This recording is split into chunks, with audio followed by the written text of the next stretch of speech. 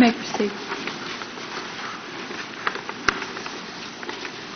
Thank you, Your Honor. I'd like to reserve 3 minutes if I don't get lost in my argument. May it please the Court, I'm Wayne Powell, and I represent Kenneth Lawson, who back in August of 2004 was 6 years old. This case involves his violent rape when he was attending the Greene County Summer Enrichment Program in Greene County. I think that Your Honors have allowed me to argue 3 exceptions or assignments in error, but I think they're all really based on the first, which is the standard used by the court below in sustaining the demur. Obviously, this is a de novo proceeding here. And I think it can be best summarized by what this court has said previously, I think in the Glazebrook case, that the sufficiency of the facts alleged are more important than the strength of the proof. And I think that reading the transcript below the court, it's very clear that the facts alleged were measured, weighed, if you will, rejected, and the appellant was put to a standard of proof which is not required by a demur or a pleading argument by the trial court. As I indicated, this is the de novo proceeding. All the facts which were pled, and there were many, there were 75 counts or 75 paragraphs alleged regarding Ms. Jenkins, who is the appellee in this case. And I went through it last night. Of course, I'm one of those people at this stage in my career that it's always important to go back to the basics, which is the amended complaint. And I count about 15 to 20 very specific allegations regarding Ms. Jenkins, who in paragraph 3 was present at the time that all the facts asserted in the amended complaint took place. Mr. Powell, may I direct your attention to something else at the outset? First of all, you may not change your assignments of error from the petition for appeal to the briefs, and so remember, don't do that. You have additional language that was added to your assignments of error. I don't think it's fatal, but you're not permitted to do that. But moving on to the other part of this that is concern to me, both sides apparently agree that the child in question here is a business invitee. That's correct, Your Both sides agree that there was a criminal act by a third party in the case. Yes, sir. Both sides and the trial court accepted a reasonable foreseeability standard for judging this demur. Yes, sir. After our decision in the VPI case, the Tech case, the Peterson case, is reasonable foreseeability the correct standard for this demur, or is an imminent probability of harm the actual correct standard for trying a case of this nature? Well, I believe based on the Peterson case, Your Honor, I believe that is the imminent probability of harm is the proper standard at this point. So I don't think... What do we do with a demur that was decided on the wrong standard that everybody agreed to? Well, I would say send it back for the trial court to dispose of it as the trial court should, which should be under the correct standard of viewing this with all the facts implied. I think under either standard, whether it's the imminent probability of harm or reasonable foreseeability, I think that the case goes forward to a trial. The two standards are very different. I mean, reasonable yes, sir, I know. Probability of foreseeability, you can have foreseeability of something without an imminence of harm. So it is a different standard. I understand, Your Honor, but I think that if one views our many allegations regarding the requirement by Ms. Jenkins to separate by age, to take out hair from the school because he had aged out, he was 14, and there was a long history, as recited in our allegations, concerning what is, by any definition, violent criminal behavior. Now, whether he was arrested, charged, detained, he was a dangerous child. And he had been in that program 4 to 5 years. He was allowed to remain in that program. Ms. Jenkins knew him personally.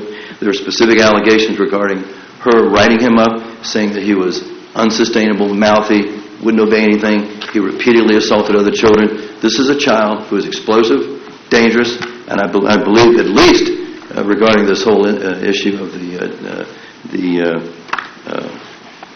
demurrer, if we were allowed to proceed to trial, almost all the cases cited by both sides in this case all went to trial. And so we're talking about a case in which my client was never allowed to even prepare a trial. Now, if the trier of fact decides that there was no imminent probability of harm, that's the trier of fact. We never were able to get there. Your pleadings recite over and over and over again reasonable foreseeability as a standard. And you're suggesting that we should nonetheless, irrespective of your pleadings, amend your pleading and substitute the standard and then decide the question here? Is that your position? No, Your Honor. What I'm saying is when we prepared the amended complaint and when we argued the demurrer, both sides were using the reasonable foreseeability standard. I'm not suggesting that Your Honor correct or change the pleadings or whatever. That's the standard we both agreed to. However, as it happens in life, the standard of the law, the way the Peterson case came out, further defined and made a bright line, if you will, a line in the imminent probability and the reasonable foreseeability, and that's what we're held to, and if the case is remanded back. But at the time that we all proceeded on this, we both sides proceeded in good faith using the reasonable foreseeability. But still, the facts, I believe that the facts certainly would imply under either standard that the facts that stated and the inferences available, as well as the specific allegations regarding this incident, would survive under either the reasonable foreseeability or the imminent probability standards. But as I said again, this was never allowed. Again, we never were able to go beyond the... I don't want to take up too much of your time, yes, but what I see it in your future, if the demurrer is reversed, based upon your allegations that it was reasonably foreseeable, and that was the standard that everybody agreed to, as a result it became a law of the case, and it goes back, you're going to get met with a demurrer that says that's not the right standard. And you're going to have to either amend your pleadings or presumably lose again. And I would submit, Your Honor, that that's exactly what I would do. Right. But we were never afforded that opportunity, but we're not arguing that issue, Your Honor. But in any case, I believe that the facts and the inferences suffice to show this child was explosive, had already committed crimes, and was going to commit more, and that's exactly what he did. And that's what we indicate in our pleadings also, obviously, that it was foreseeable based on his long history of yelling, attacking, stealing things. These are all crimes. That it was certainly foreseeable, and that clearly Ms. Jenkins was informed by our pleading of what was being alleged and what the claim was. And that, in essence, essentially, she showed an utter disregard for the safety of this young boy. And that's what the essence of the gross negligence allegation is all about. But I think that, as I said initially, that everything comes around the standard and the way the judge or the court below weighed the evidence, which I believe was an improper standard used. The standard used is to give deference and inference to the facts pleaded. And there were numerous facts pleaded. This was a special relationship, as Your Honor has just indicated. Mr. Powell, how Yes, would the court gives deference and inference to the facts pleaded? The facts pleaded, and no doubt about it, this is a horrible case, but the facts pleaded were the young man was incorrigible, he was mouthy, he was this, but where in the facts is there that he would graduate from being mouthy, wordy, and the court could infer that he would graduate to sexual assault? I don't think, with all due respect, Your Honor, I don't think it's the court's place to infer that level of and we take the Peterson case, for example. One of the reasons that this was reversed was because nobody knew who the shooter was. Nobody knew what was going to happen. It appeared to be a domestic case. It resulted in the largest mass murder in the history of our country. But in this case, he was assaultive. He was dangerous. He was too old for the program. Whether taken singly or together, we should at least have the opportunity to present those facts, to gather those facts, to discover those facts in a pretrial way. The Delk case, for example, which I think was mentioned, I don't think in Peterson, but in other cases, the Delk case, which this court felt there was foreseeability and there was a case that should proceed, although there there was knowledge that the patient who assaulted Ms. Delk had had inappropriate interactions with people. There was no allegation that he had raped anybody. And I think the same is true here. Inappropriate interactions, what does that mean? Could it mean robbing somebody, taking somebody's clothes or somebody's belongings from their room? Could it mean slapping somebody? Does it mean rape? Nobody knows, Your Honor. I submit that these are all subject to instructions in a properly pleaded case, and that's what would have happened if we'd been able to proceed beyond the demur stage. So I don't think we're talking about degrees of violence. Obviously, I believe that certainly hitting somebody and then making somebody commit oral sex are two different things. However, again, it's the sum and the quantity of things that were done wrong here. There was no design for this bathroom to make sure there was any monitoring. Ms. Jenkins was one responsible for that. There was nobody there to determine if a counselor ever could even see who went into the bathroom. Your case is a little better than that. Sorry? Your case is a little better than that. I mean, paragraph 16. Paragraph 16 says that they were aware of a prior incident involving him that was similar to the incidents described in the complaint. Yes, sir. And your case is a little better than where you are right now. I understand, and that's certainly true. There were facts and there were papers we'd received that had been redacted, and I wasn't going to, since you plead your reputation on these pleadings, I wasn't going to say something that I didn't know to be the fact. So, well, it's not quite as good as that. It says upon information and belief. It doesn't say they were aware. It says upon information and belief. I understand, Your Honor. Well, that's why I'm here. I mean, Your Honors have brought up exactly why I'm here, is that these are all things, obviously you're not a jury, these are all things we should have been able to discover, argue, present to a jury in the Greenville or in the Greene County Court, and we weren't allowed that. Obviously, these are inferences that the court should have looked at. However, there was enough without that. You've got a kid or a young person who was violent, who had a long history of violence, and was well known by Ms. Jenkins, and she did nothing about him. She actually suspended him from the program at one point.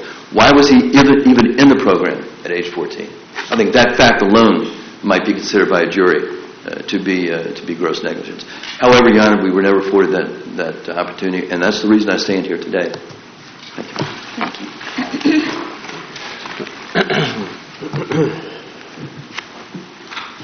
Good morning. May it please the Court. I'm Rosalie Fessier from the firm of Timberlake, Smith, Thomas, and Moses and Stanton here from Ms. Jenkins, the appellee and defendant in this case. As I think has been pointed out, because Lawson alleges a business invitee relationship, the degree of foreseeability is the heightened standard of imminent probability of harm, which is clearly absent here in these. Yeah, but that's not what you based your demur on, and that's not what you argued to the trial court.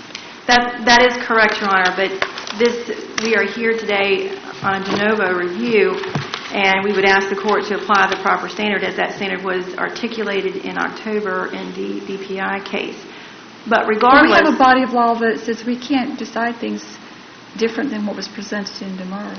Well, then I would suggest that it is additional grounds to affirm the trial court's decision, because we have argued alternatively that the reasonable foreseeability standard, even under applying that standard, the court was correct in sustaining the demur. And if this court were to remand the case for proper consideration of the proper standard, presumably if the court found or sustained the demur on a lesser foreseeability standard, it would sustain the demur on the heightened standard of the imminent probability of harm. But even applying the reasonable foreseeability standard, if we look at the AH case, the Rockingham Publishing case, we had a situation where a juvenile was hired as a newspaper publisher, paper delivery, and there was evidence that the publisher knew that there were 3 prior sexual assaults on juveniles on these paper routes and failed to warn. As I recall, they were in different parts of the city. Yes. And they didn't know who They didn't know who it was. They didn't know if it was the same person. That's correct. But the court found that even though the latest one occurred just 4 months before this incident, it wasn't sufficient to impose the duty to warn on the publisher. And so, we have a lot more here. In that case, we know who it is. We know his past history. We know he's quite old for the program and has not been removed from the program. We know that counselor saw this young child playing with a Barbie doll and doing some things that are inappropriate, and they know that these two people have been seen together. Now, why doesn't that raise at least a reasonable probability that there's something amiss in this relationship here?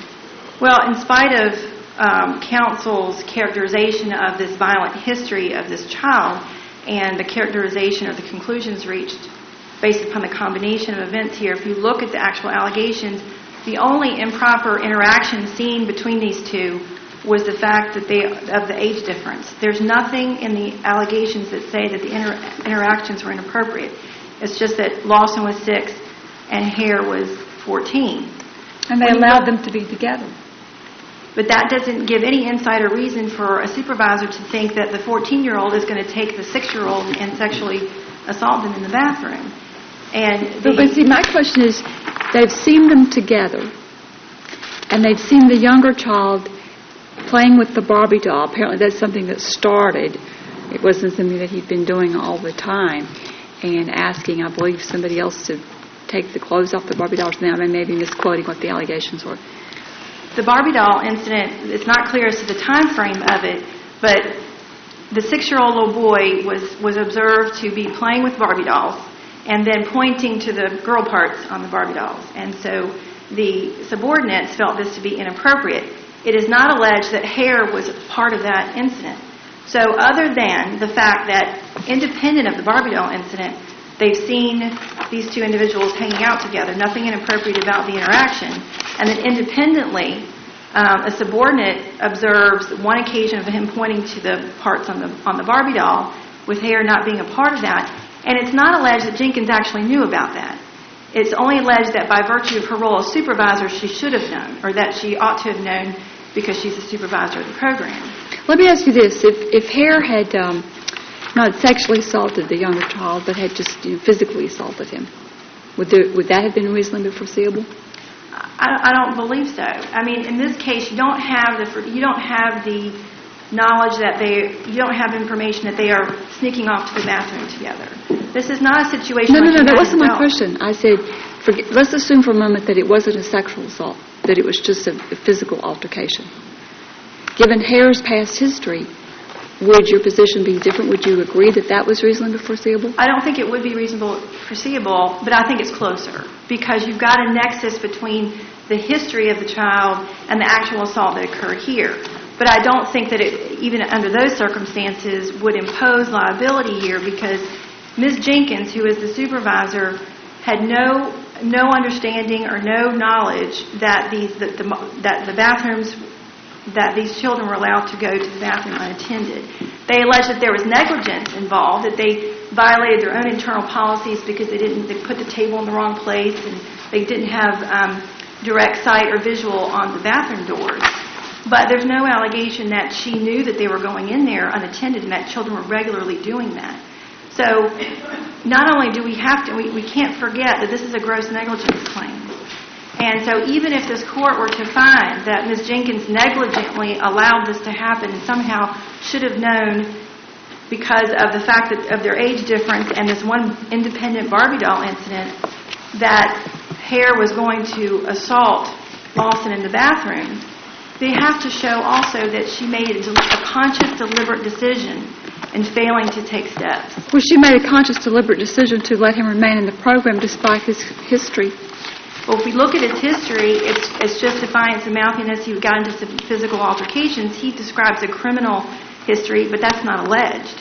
We're talking about him being defined. He's put in timeout. He was suspended from the program at one point, but there's nothing in this history, any specifics in this history that would give her insight or reason to think that he's going to violate this young child in the bathroom. And the mere fact that his birth date passed over into the age of 14, and I would submit to the court that the evidence would show he was properly within the program, but the mere fact that his birth date from 13 to 14, does that make it more reasonable that just because you're 14 you're going to commit a sexual assault? I would submit to the court that doesn't give the supervisor any insight or any further reason to think that this assault would occur. You know what's really interesting about your argument? It's a jury argument. Well, You see, we're at the demur stage, And if although this is a horrible case, it's still notice pleadings for a tort. I mean, your argument's a great argument for a jury. I just don't know that it's one that sustains a demurrer. Well, I think because the plaintiff has to allege facts sufficient to show the gross negligence, we simply don't have it. All he has in here, there's no deliberate But it doesn't have to be, decision. it can be an indifference.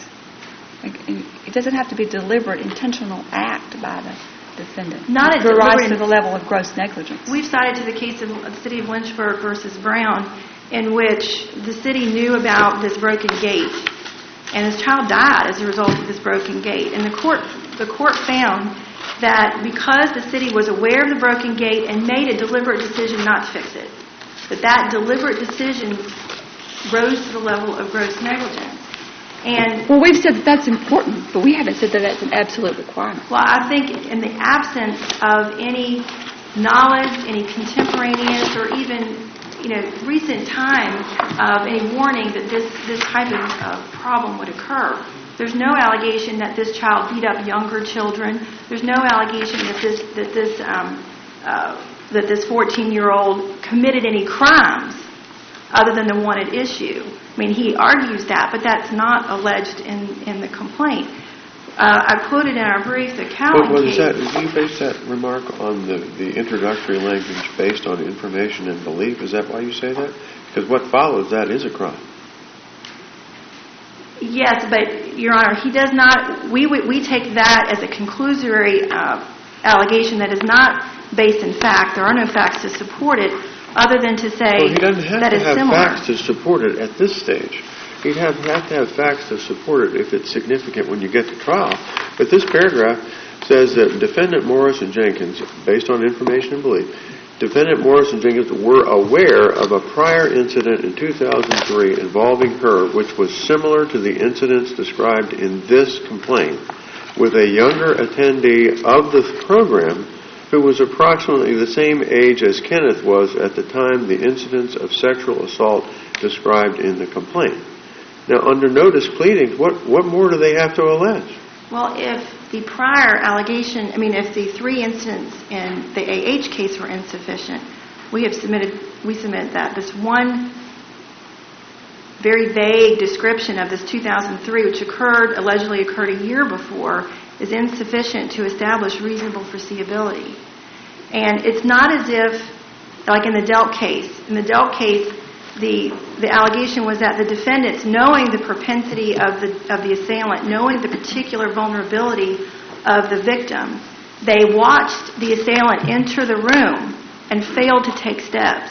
That was sufficient to establish a failure to protect in that case. And in our case, we don't have this nexus or this knowledge that the opportunity was there. There's no allegation that she was aware that they were allowed to sneak off to the bathroom where this could occur. But in the Delk case, there was no allegation that the defendant had committed a prior sexual assault. I believe that's correct, the way that the court recited the facts, and I have not read the underlying complaint in that case, but the court did not rely on that. But because there was some evidence, or there was some allegations in there that there was some question, there were some suspicions, and that he had some propensity for doing bad things to people. But the court found, I think, significant, and what is lacking here is the fact that they observed the assailant enter her room and did nothing. And that's where I think this case differs from that case. And if you look at the AH case, the court, one of the arguments that the plaintiff made was that the publisher created an environment by which a method of doing business that created an environment conducive to assault, and the court rejected that argument. And I think that's what the plaintiff is arguing here, is that there was this environment of laxity, of inattentiveness, lack of enforcement of their internal policies. They weren't watching like they should have. And as a result, this horrible, tragic thing happened. But that is not sufficient to overcome the presumption that a person's not going to be found liable for the criminal acts of a third party. There's this level of foreseeability that has to be alleged, and we would submit that the plaintiff just has not met that here. And likewise with the gross negligence, I believe that the Cowan case, which we cited in our brief, it was a terrible immunity case, but it defined the levels of negligence needed when there was an immunity there. In our case, Ms. Jenkins is a public employee. She's entitled to sovereign immunity. And so in the Cowan case, the court talked about an extreme departure from routine actions. And an extreme departure from routine actions here is, they didn't put the table in the right place, that they didn't, they didn't have the requisite staffing ratios to make sure that the bathrooms weren't monitored. I would submit that is not an extreme departure from routine functions. At most, that's negligence. And that's not sufficient here to state a cause of action for gross negligence, which is required for this public employee. But counsel, a reasonable juror may believe that a person who, in a supervisory role who knows about this and knows that a 14-year-old child is going to be going with a 6-year-old child, and the 14-year-old child has been involved in physical altercations, a reasonable juror might think that's gross negligence, mightn't he or she? Well, I would respectfully disagree on that. Thank you. All right, thank you. Rebuttal?